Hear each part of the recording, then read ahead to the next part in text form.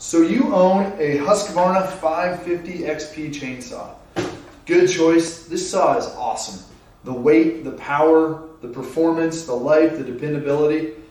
You've got yourself a good saw here. But before we get into it too much, let's go over what you need to know to get the maximum performance and life out of this machine. So some of it's going to be repetitive, some of it I'm sure you already know, some of it you may go, I didn't know that. So let's help you out here. The Husqvarna 550 XP is a 2-cycle machine.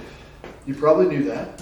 And that's going to require one of two things. It's going to require buying a little bottle of mix oil and mixing it with a gallon of fuel, of gasoline. Now we always recommend ethanol-free fuel, so that's going to usually be a 90-octane fuel or gas, 90-octane gas with 1 bottle of oil. And generally I recommend, unless you're a heavy user, that you do it in a gallon at a time. That way you get through your fuel faster, right? You don't end up with gas going stale. Gas actually starts to break down and fail and lose its punch in about 8 weeks. So having a gallon of gas sit around for a long time can cause you some problems. If you're a person who doesn't use it a lot, or when this saw is going to go into hibernation, I recommend Husqvarna Xp Fuel. This is a pre-mixed fuel. It is ethanol free. It's a 93 octane, and it's got a 3-year life once you crack the lid. That's pretty crazy, right? So I'm going to run Xp Fuel when I'm going to put it into hibernation, or I'm going to run normal gasoline with mix on day-to-day use. The fuel, the gas is going to go right here. I'm going to flip up this lid, spin it out, and gas here. Pay attention, this sometimes happens. I don't know if you saw that, but sometimes the fuel cap retainer catches the fuel hose right here. And if it catches it wrong, it can actually pull it up and kink it and interfere with the fuel delivery. So just a little tip, if it's ever not working right, you might want to check out that. And then we've got bar oil. Every time I fill up the gas, I need to fill up the bar oil. Why do we need bar oil? Well, for lubrication, right? This chain is spinning around at a very, very high rate of speed, and it's building up heat and friction, so we need to lubricate that. And in another video, I talked about the differences between bar oil and normal motor oil and why I can't use motor oil. So bar oil, every time I fill up gas, I'm going to fill up bar oil, and that's this tank here right in the front. Again, take the cap all the way loose, fill it up, good to go. Did you know that the 550 XP has an adjustable oiler? What does that mean? That means I can increase or decrease the amount of oil that's going out to the bar and chain.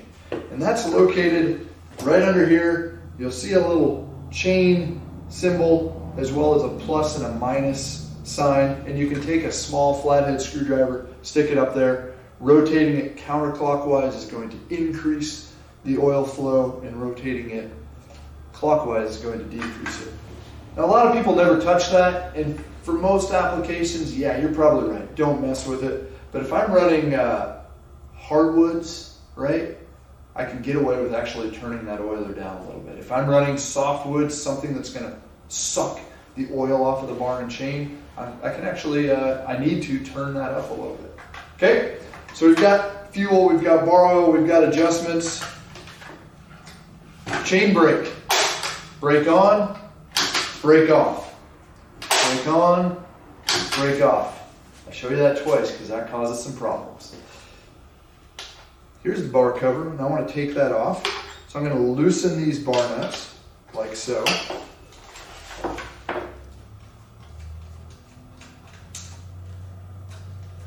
I don't know if it's faster to use a tool or my fingers. We'll just use my fingers. Kind of cool. These are captive bar nuts. They're part of this cover, so I can't lose them. That's nice. And this cover will, let me back off the chain hinge a little bit. Sometimes that interferes with it. There we go. And this cover should come off very easily. Just pull right off when it's good. If you force it off, here's what's going on. That brake was engaged. And when you engage the brake, what happens is this brake band right here collapses onto the clutch drum.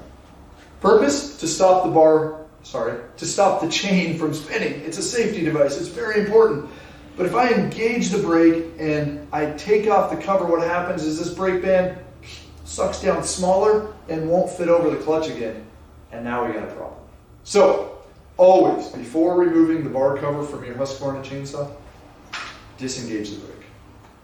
Okay? The chain tensioner on this is right here. See this pin? It's accessed on this outside of this cover. So when I go to put it on, I kind of want to pay attention to how it's lining up with the bar. And one of the best things you can do is actually to turn this back a little bit. So I'm going to turn this screwdriver here, the bar wrench, counterclockwise. I'm going to move this pin backwards. I'm going to set it on, and I can kind of peek down and see where the hole in the bar is that it's going to connect with.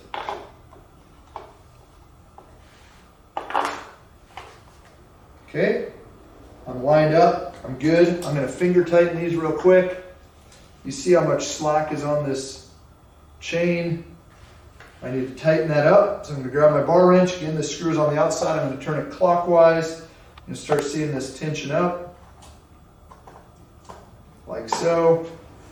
Does it move fairly freely? Does it have slack? No, we look good. Actually, no, we don't. We're a little loose. We're going to tighten one more little turn, and we're going to tighten the bar nuts the rest of the way. How tight should I put the bar nuts? Good question. Snug? Okay, I'm here, right? Let's say I'm at like 1:30. This is a clock. I could probably push this to about 4 o'clock. That's too tight. It needs to be tight, but you can definitely over tighten that. So snug on the bar nuts, but not too much. Okay, got it? Brake off when I go to take the bar cover off. Brake on when I go to start it. We'll go over that in just a minute. And we learn how to tension the chain. How to start this saw.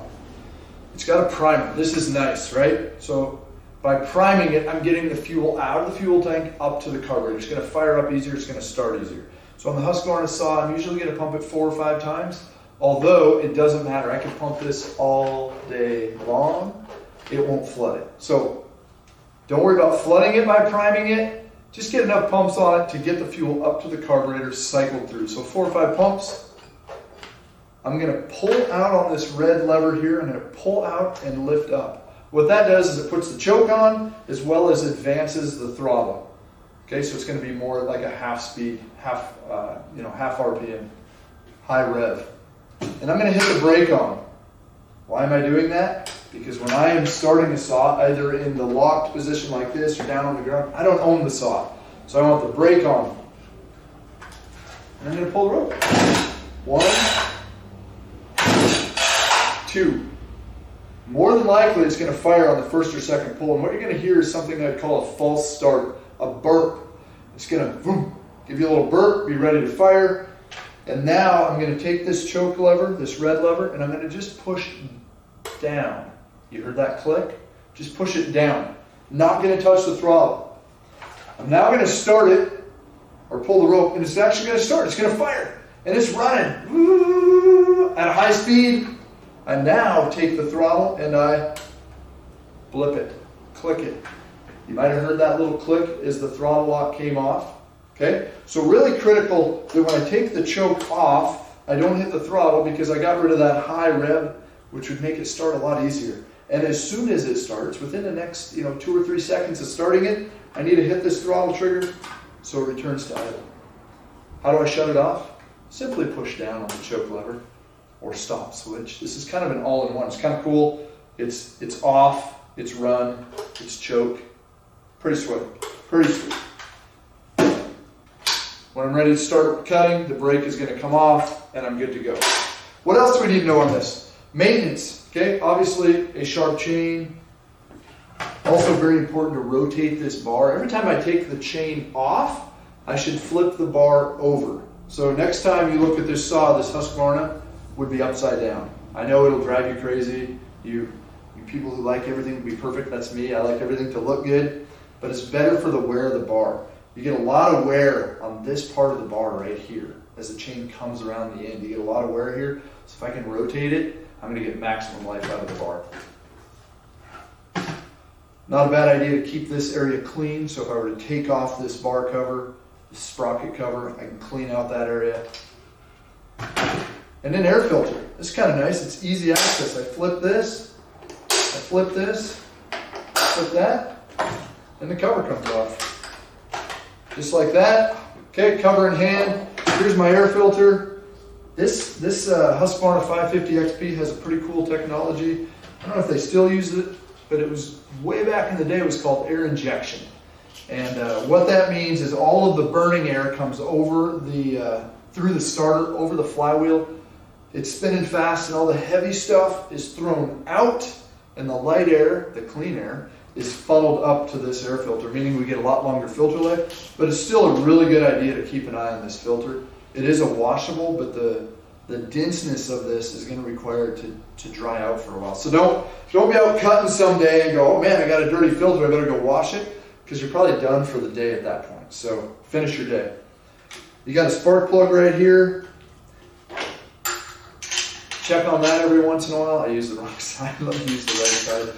The tool that comes with the Husqvarna chainsaw should pull that right out, as well as tension the bar knobs. So, good gas, bar oil, sharp chain, clean it, break off, air filter maintenance. We know how to start it. For anything that I missed, stop by Carl's Mower and Saw, where we can teach you how to run your Husqvarna 550 XP, or show you how awesome a 550 XP is for your needs.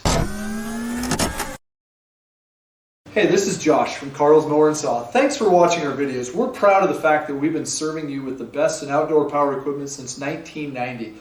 We're glad that you had an opportunity to sit down, watch our videos, learn something about an exciting new product that we have, something that interests you for your property, or really how to use your equipment to the best of its ability. Don't forget to like, subscribe, follow, whether it's on Instagram or YouTube. We're excited to share more information with you. See you soon.